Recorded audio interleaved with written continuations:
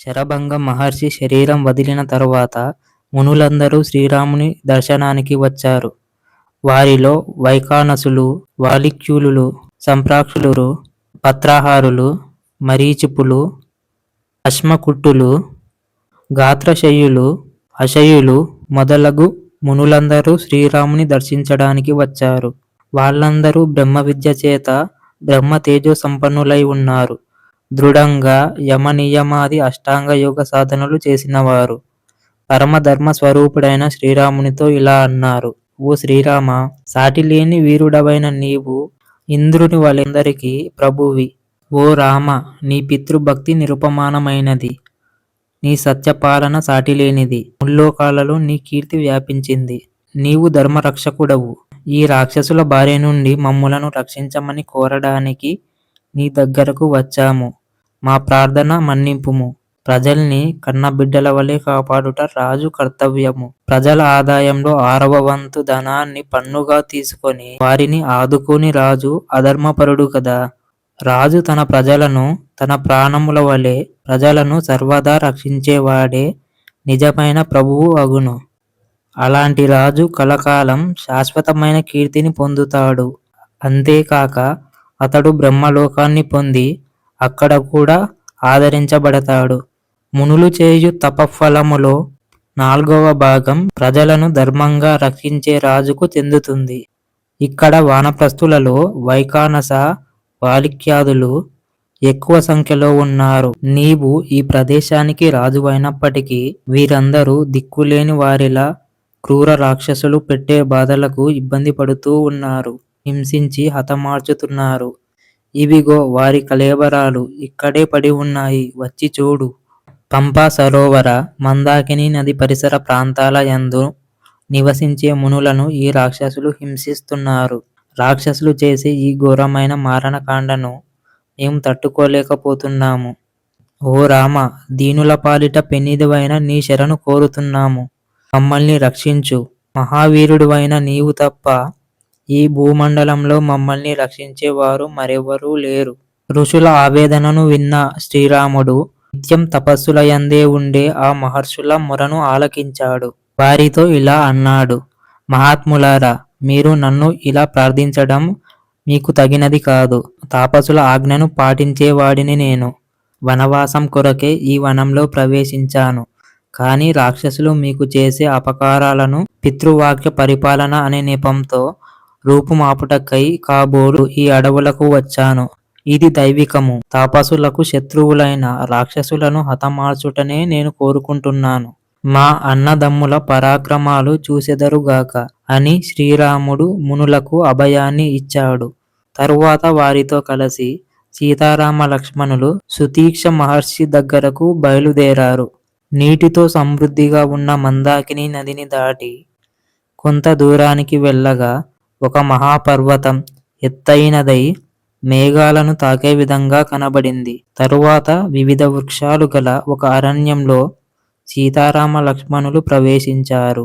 ఆ ఘోరమైన అరణ్యంలో ఒక ఏకాంత ప్రదేశంలో ఫలపుష్పములతో నిండిన చెట్లతో ఒక ఆశ్రమాన్ని చూశారు. అక్కడక్కడ వ్రేలాడే వల్కములు ఆశ్రమ శోభను ఇనుమడింపజేసే విధంగా ఉన్నాయి. అక్కడ సుఖాసీనంలో ధ్యాన నిమగ్నుడైన సుతీక్ష మహాముని ఉన్నాడు. ఆయన జటాజూటాలు ముడివేసి ఉన్నాయి. శ్రీరాముడు ఆ మహర్షి దగ్గరకు వెళ్ళి వినమ్రుడై, పూజ్య మహర్షి, నా పేరు శ్రీరాముడు. మిమ్మల్ని దర్శించడానికే మేము వచ్చాము. మీరు సత్యనిష్ఠులు కనుక నాతో మాట్లాడండి. ధర్మాత్ముడైన శ్రీరాముని చూసి మహర్షి కౌగిట చేర్చుకొని ఇలా అనెను: శ్రీరామ, నీకు స్వాగతం. మహావీరుడవు, శ్రేష్ఠుడైన ధనుర్ధారులలో శ్రేష్ఠుడవి. నీ పాద స్పర్శచే ఈ ఆశ్రమము పునీతమైనది. నిజంగా ఇప్పుడు ఈ ఆశ్రమం రక్షణకు నోచుకుంది. ఓ రామ, నీ రాక కొరకై నేను నిరీక్షిస్తూ ఉన్నాను. అందుకే దేహత్యాగం చేసి దేవలోకమునకు వెళ్ళలేదు. నువ్వు రాజ్యాధికారం కాదని వనవాసం చేస్తూ చిత్రకూట పర్వతంకు చేరిన విషయం ఇంతకు ముందే నేను విన్నాను. 100 యజ్ఞాలు చేసిన దేవేంద్రుడు ఇక్కడికి వచ్చాడు. అతను తన పుణ్యకర్మల ప్రభావంతో అన్ని లోకాలను జయించినట్లు నాకు తెలిపాడు. ఓ రామ, దేవతలు ఋషులు సేవించే లోకాలన్నీయు తపశ్శక్తి వలన నా వశంలో ఉన్నాయి. వాటిని నీకు సమర్పిస్తున్నాను. సీతా లక్ష్మణ సహితుడవై నువ్వు వాటి యందు విహరించుము. అందుకు శ్రీరాముడు, మహర్షి, ఈ లోకాలన్నిటినీ నేను సులభంగానే పొందగలను. ఈ వనంలో కుటీరం నిర్మించుకొని నివసించడానికి అనువైన ప్రదేశాన్ని తెలిపిన చాలు. పూజ్య మహర్షి, సకల ప్రాణుల హితం కోరేవాడవు. ఇహపరలోకాల గురించి బాగుగా తెలిసిన వాడవు. ఈ విషయం నాకు గౌతమ వంశజుడైన శరభంగ మహర్షి తెలిపినాడు. అందుకు లోక ప్రసిద్ధుడైన సుతీక్ష మహర్షి సంతోషంతో పొంగిపోయి ఇలా అన్నాడు. రామచంద్ర, సకల సౌకర్యాలతో ఈ ఆశ్రమం విలసిల్లుతుంది. ఆహ్లాదకరమైన వాతావరణం కలిగి ఉంది. కందమూల ఫలాలు పుష్కలంగా లభిస్తున్నాయి. మహర్షులు ఇక్కడికి అప్పుడప్పుడు వచ్చిపోతూ ఉంటారు. వేళ్ల గుంపులు ఇతర మృగాలు వైరభావము లేకుండా ఈ వనంలో వచ్చి నిర్భయంగా సంచరిస్తూ ఉంటాయి. రూపలావణ్యాలతో అవి అందరి మనసులను ఆకర్షిస్తూ ఉంటాయి. ఎవ్వరికి ఇబ్బంది కలిగించక వెళ్ళిపోతూ ఉంటాయి. ఈ మృగాల సంచారం తప్ప ఇక్కడ ఏ దోషం లేదని తెలుసుకో. అందుకు శ్రీరాముడు ధనుర్బాణములను చేతితో పట్టుకొని, మహర్షి, ఇక్కడికి వచ్చే మృగాలు ఒకవేళ మీకు కష్టాన్ని కలిగిస్తే వాటిని వాడి అయిన నా బాణాలతో సంహరిస్తాను. మృగాలను సంహరించడం మీకు బాధాకరంగా ఉండవచ్చు. కానీ మీ మనసు నొచ్చుకున్నచో అంతకంటే కష్టమైనది మీకు మరొకటి లేదు కదా. అందుకే ఇక్కడ ఎక్కువ కాలం నివసించడానికి నాకు ఇష్టం లేదు అని మహర్షితో తెలిపి, ఆయన సమ్మతితో సంధ్యోపాసనకై సరస్సు తీరానికి చేరాడు శ్రీరాముడు. సంధ్యోపాసన చేసిన తరువాత సీతాలక్ష్మణులతో కలిసి రమ్యమైన ఆ ఆశ్రమంలో నివసించాడు.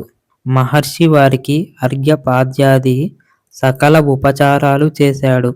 రాత్రి సమయంలో మునులు స్వీకరించే కందమూల ఫలాలను, పవిత్రములైన వాటిని సీతారామ లక్ష్మణులకు సమర్పించాడు. వారి అతిథి సత్కారాలను పొంది ఆ రాత్రి అక్కడే నిదురించి సీతారామ లక్ష్మణులు ఉదయాన్నే మేల్కొని సువాసనలు వెదజల్లే కలువ పూల కొలనులో గోరువెచ్చని నీటిలో స్నానాలు ఆచరించారు.